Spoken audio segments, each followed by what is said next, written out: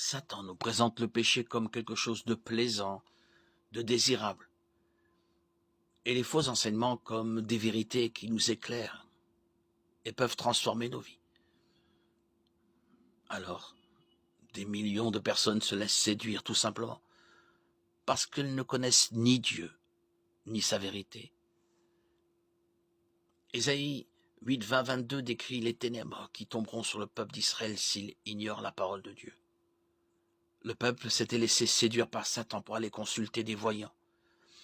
Ésaïe dit, il faut revenir à la loi et au témoignage. Si l'on ne parle pas de cette manière, il n'y aura pas d'aurore pour ce peuple.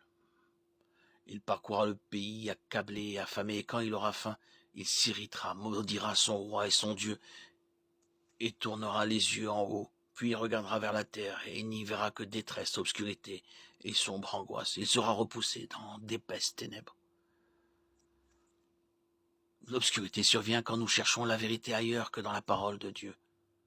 Malheureusement, comme le dit Ésaïe, les hommes qui n'ont pas d'aurore errent dans les ténèbres au point où elles se mettent souvent en colère contre Dieu et refusent de venir à lui. C'est pourquoi Satan est si efficace en se déguisant en ange de lumière.